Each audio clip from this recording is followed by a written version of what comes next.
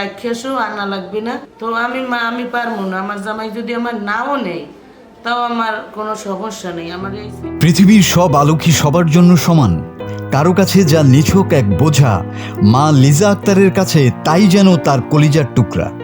সমাজ যাকে অসম্পূর্ণ বলে তকমা দিচ্ছে, মায়ের মমতায় সেই আজ এক অপার্থিব রাজপুত্র। পিরোজপুরের নেসারাবাদে এক বাবা যখন তার শারীরিক প্রতিবন্ধী নবজাতককে ডাস্টবিনে ফেলে দেওয়ার নির্দেশ দিচ্ছিলেন, তখন ঢাল হয়ে দাঁড়িয়েছেন এক মা। আজ আমরা শোনাবো সেই অজেয় মাতৃত্বের গল্প, যেখানে বাবার নিষ্ঠুরতা হেরে গেছে মায়ের অটুট ভালোবাসার কাছে।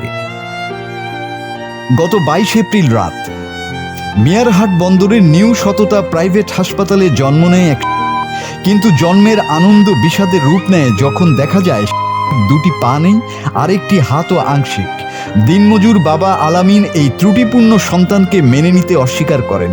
শুধু তাই নয়, স্ত্রীকে নির্দেশ দেন কোথাও ফেলে আসতে। বাচ্চার জন্য আমি চিন্তা করি যে আমার বাচ্চা বড় হইয়া কিভাবে চলবে, খাইবে। আমার জামাই সে শূন্য একটু স্বামী যারে বলে একটু রাগ করছে, বলছে যে ছেলের হাত হয় নাই, পা হয় নাই, তো শূন্য বলছে যে তুমি রাখিয়াসো, আনা লাগবে না, তুমি আমার আর বাচ্চা 2টা দিন নিয়ে চলে আসো। তো আমি পারবো না, আমার জামাই যদি আমার নাও নেই তাও আমার কোনো সমস্যা নেই। আমার এই ছেলের নিয়ে আমি, আল্লাহ যদি আমাদের বাঁচায়, ছেলের নিয়ে আমি বাঁচিয়ে থাকতে চাই। কিন্তু লিজা আক্তার, তিনি কোনো সাধারণ নারী নন, তিনি একজন মা।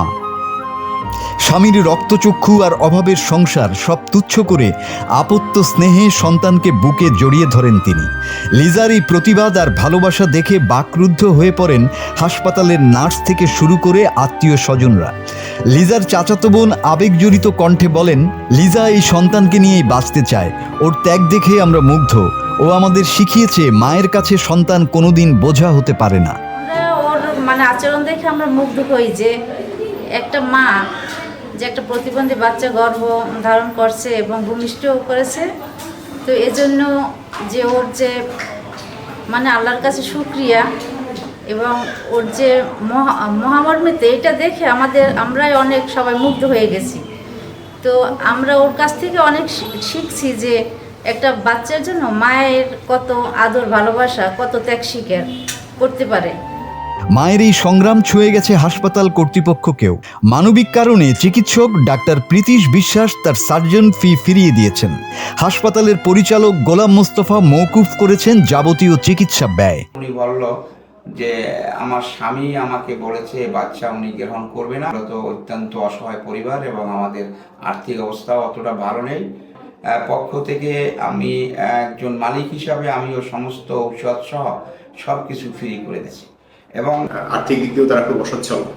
মানবিক কারণে ওরা আসলে আমার সার্জন ফিটা জমা দিয়েছিল রিসেপশনে। তো বাচ্চাটা হওয়ার পরে আমি গার্জিয়ানকে ডেকে বলেছি এই রোগীটার সার্জন ফি আমি নেব না মানবিক দৃষ্টিকোণ থেকে। তদুপরি হসপিটালের সদয় হয়ে হসপিটালের সমস্ত বিল প্লাস ঔষধের বিল সবকিছুই আমি যতদূর জানি হসপিটালের কর্মধারক গোলাম মোস্তফা উনি এটা কনসিডার করেছেন।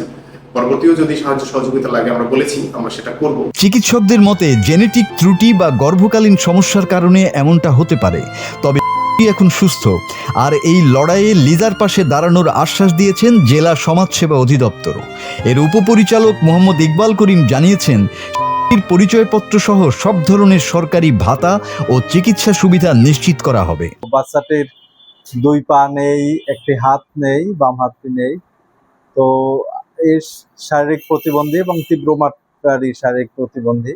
তো তারা যদি আমাদের কাছে আসে বা আমি ওখানকার অফিসারকেও বলবো যে সে যেন একটু খোঁজ দিয়ে তাকে প্রাথমিকভাবে পরিচয়পত্রটি করে দেয়।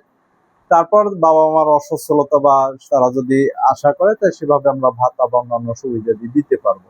বাবার নিষ্ঠুরতা যেখানে সমাজকে প্রশ্নবিদ্ধ করে, সেখানে লিজা আক্তারের মমতা আমাদের শেখায় শরীরের গড়ন যাই হোক, মায়ের কাছে প্রতিটি সন্তানই রাজপুত্র। এখন প্রয়োজন শুধু সমাজের একটু সহানুভূতি আর সহযোগিতা।